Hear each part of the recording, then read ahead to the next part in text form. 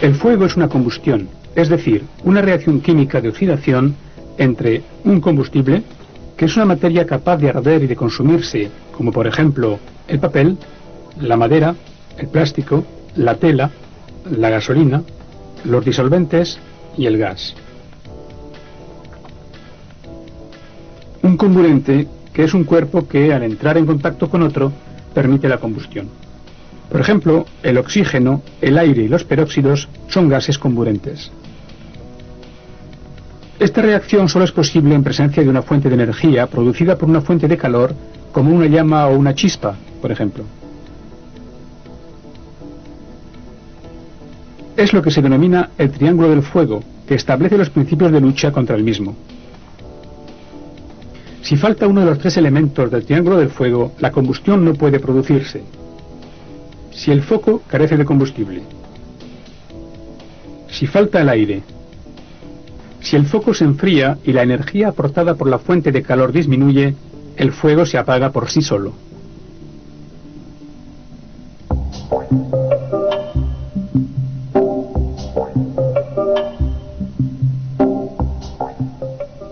La naturaleza de la materia combustible determina la clase de un fuego.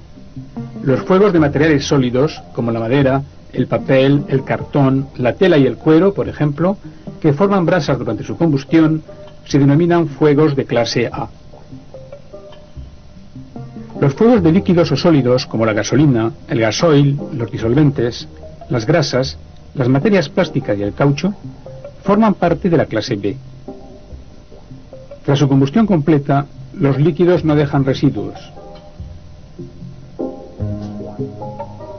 Los fuegos de gases, como el butano, el propano, el metano, el acetileno y el gas natural, son de la clase C.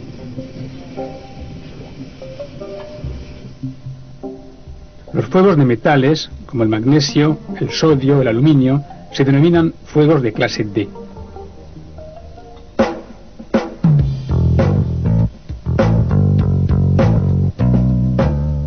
El agente extintor más utilizado es el agua, ya que casi siempre es posible conseguirla.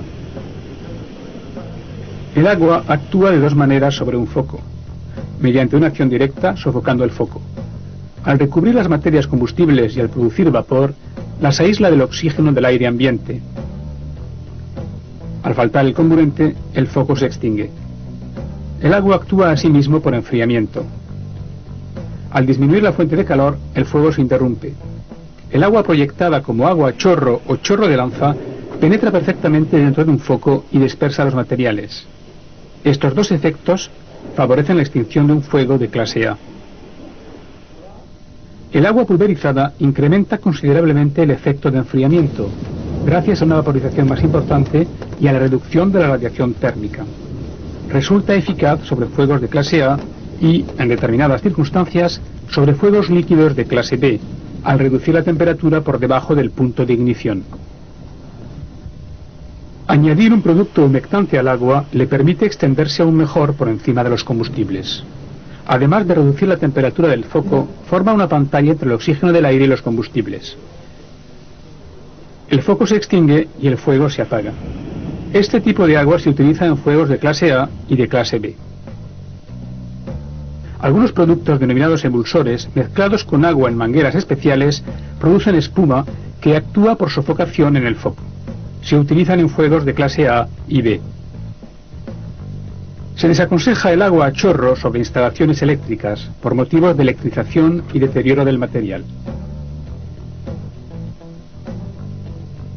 El empleo del agua como agente extintor está totalmente prohibido en algunas industrias, como en la metalurgia del aluminio, ya que las reacciones químicas con el producto pueden provocar simultáneamente proyecciones y explosiones del mismo.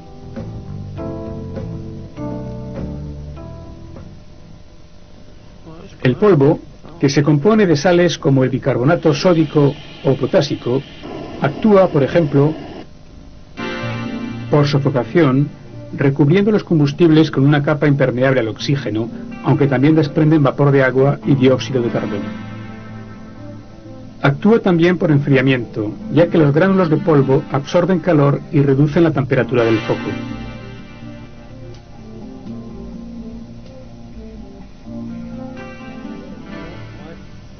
El polvo denominado BC actúa de forma eficaz en los fuegos de clases A, B y C.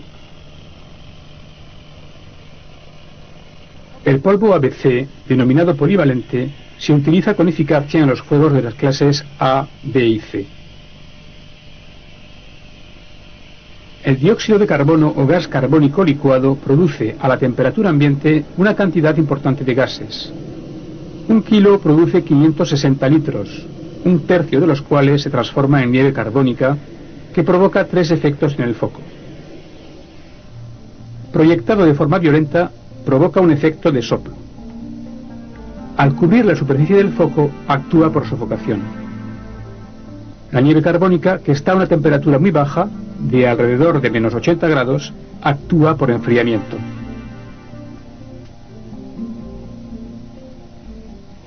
El dióxido de carbono se utiliza para los incendios de clase B, así como para los de origen eléctrico. En un lugar cerrado, una sala informática, por ejemplo, la utilización del dióxido de carbono como agente extintor en saturación total presenta riesgos de asfixia grave y mortal. Otros gases de extinción, como Imergen, por ejemplo, que es una mezcla de gases inertes, permite la extinción de un incendio con, entre otras, las siguientes ventajas: ausencia de niebla en el momento de la emisión, un material expuesto no deteriorado. La arena seca actúa principalmente por sofocamiento. Es útil para combatir incendios de vertidos de hidrocarburos de clase B e incendios de metal en combustión de clase D.